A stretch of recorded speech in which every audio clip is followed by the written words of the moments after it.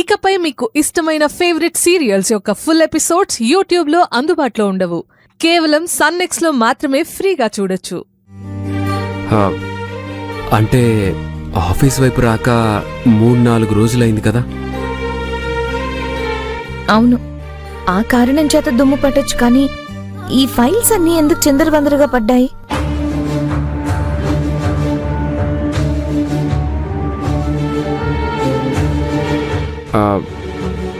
అంటే ఆఫీస్ ని కూడా బ్యాచిలర్ ఇంటిలాగే మార్చేశారన్నమాట. ఇంతకీ చీపురు ఎక్కడా? ఏంటి మీరు ఇప్పుడు చీపురు కొడతారా? క్లీన్ చేయాలంటే కొట్టాలి కదండి. మీకెందుకండి, ఇక్కడికి వచ్చిన పని చూసుకొని వెళ్ళిపోదాం. అవునా, ఇంటి దగ్గర ఈ పని ఇప్పుడెందుకని చెప్తే మీరేమన్నారు? పని సరిగ్గా చేయరని బ్యాడ్ నేమ్ వస్తుందనే కదా వచ్చారు ఇక్కడికి. అవును. మరి ఆఫీస్ ఇలా ఉంటే ఎవరైనా వచ్చి చూసారంటే బాగుంటుందా?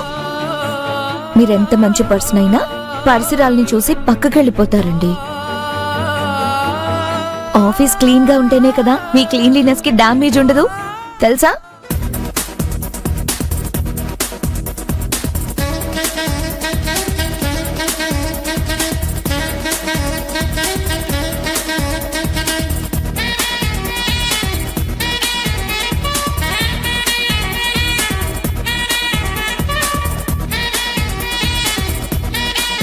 మిథున,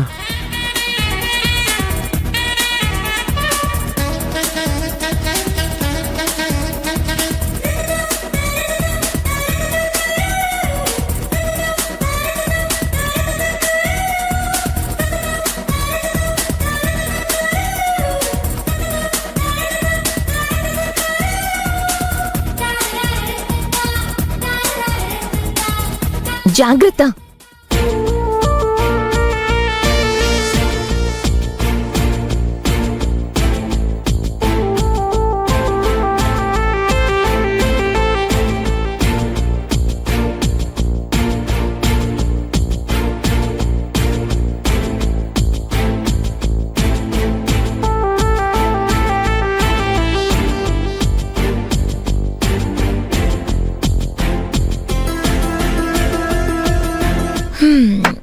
ఫినిష్. నేను మాత్రం చాలా ఫీల్ అవుతున్నానండి. మీతో ఇంట్లో పని చేయించింది కాక ఆఫీస్లో కూడా పని చేయిస్తున్నానని. అబ్బో, ఇదొక పనా? నేనెవన కొండలెత్తానా? చీపురు కొట్టి ఫైల్ సర్దాను, అంతే కదా. పాత సినిమాల్లో హీరోలాగా అంత ఫీల్ అవుతారెందుకండి? అది వదిలేయండి, ఇప్పుడు వచ్చిన పని చూడండి, చెప్తాను.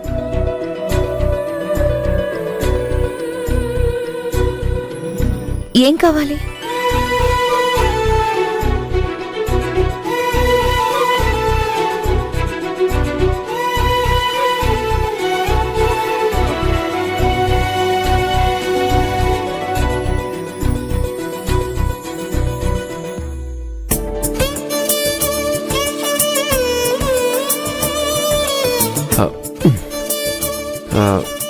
ఇందులో కస్టమర్ డాక్యుమెంట్స్ ఉన్నాయండి.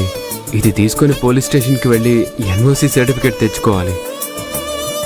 తర్వాత చిన్న సిస్టమ్ వర్క్ ఉంది, అది వచ్చాక చేస్తాను. వచ్చాక చేయడం ఎందుకు? ఇప్పుడే చేస్తూ ఉండండి. నేను వెళ్ళి ఆ ఎన్ఓసి తీసుకొస్తాను. ఇటివ్వండి, పని ఫాస్ట్ గా అయిపోతుంది. ఏంటి, మీరా పోలీస్ స్టేషన్కి వెళ్తారా? అబ్బే వద్దండి, లేడీస్ పోలీస్ స్టేషన్కి అది ఒక్కరు వద్దండి, ఇబ్బంది పడతారు. భలేవారే మీరు. నేనెందుకు ఇబ్బంది పడతానండి? ఒక్కదాన్ని సిపి ఆఫీస్ కి ధైర్యంగా వెళ్లి మీ గురించి ఫైట్ చేశాను. ఈ చిన్న పనికి నేనెందుకు భయపడతాను? ముందు మీరు ఇబ్బంది పడకుండా ఆ సిస్టమ్ వర్క్ స్టార్ట్ చేయండి. నేను వెళ్ళొచ్చేస్తాను. ఇది ఇవ్వండి. ఇవ్వండి, వెళ్ళొస్తాను.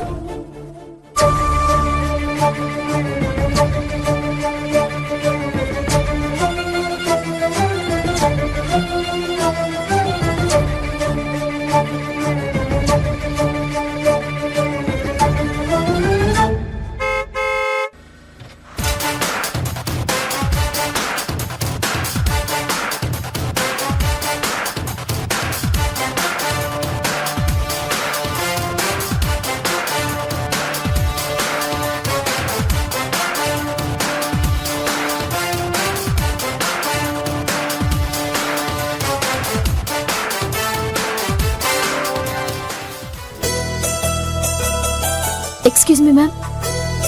Yes coming. Thank you ma'am. Please కూర్చోండి. చెప్పండి. బాబు గురించి వచ్చానండి. న్యూ అడ్మిషన్ తీసుకోవడానికా? లేదండి, తను ఇక్కడే చదువుతోంది. ఆరాధ్య. ఆరాధ్యనా? ఎస్, ఫస్ట్ క్లాస్ అనుకుంటా. అనుకుంటానా? తనతో మీకేం అవసరం? తనతో మాట్లాడాలని వచ్చానండి. కాసేపు అలా బయటికి తీసుకెళ్ళి మళ్ళీ తీసుకొచ్చి దిగబెడతాను.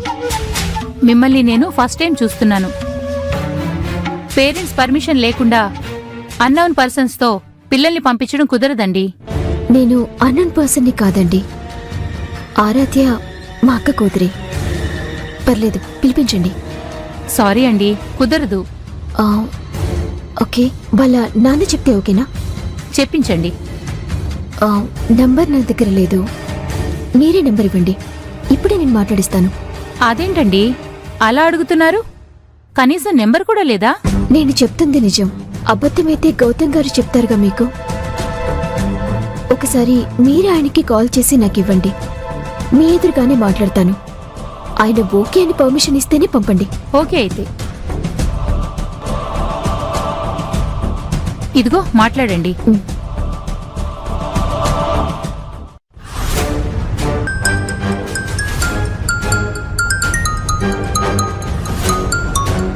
స్కూల్ నుంచి కాల్ వచ్చిందేంటి? హలో హలో మేడం చెప్పండి. బావా, నేను ప్రియని. బావా? హలో మేడం, స్కూల్ నుండే కదా మాట్లాడుతున్నారు? అవును బావా, కానీ నేను మేడంని కాదు, ప్రియని, సిపి గారి కూతుర్ని.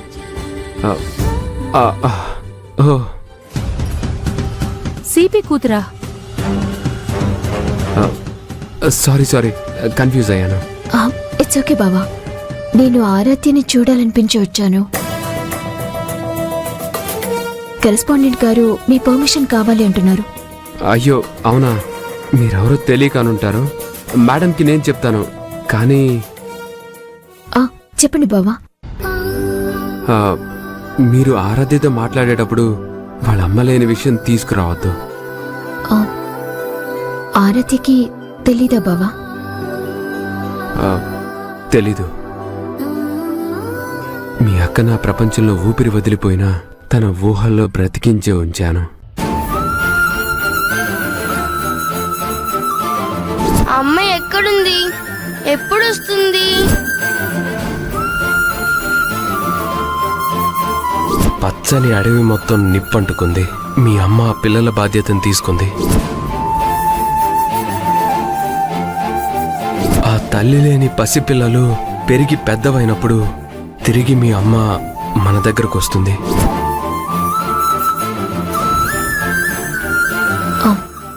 సరే బావా, అర్థమైంది. నేను చూసుకుంటాను. ఒకసారి మేడంతో మాట్లాడండి. Hello madam. సారీ గౌతమ్ గారు, తనెవరో తెలియక మాట్లాడాను. ఒకసారి పర్మిషన్ ఇవ్వండి. సరే, ఆరాధ్యాన్ని ఇప్పుడే పిలిపిస్తాను. సరే అండి.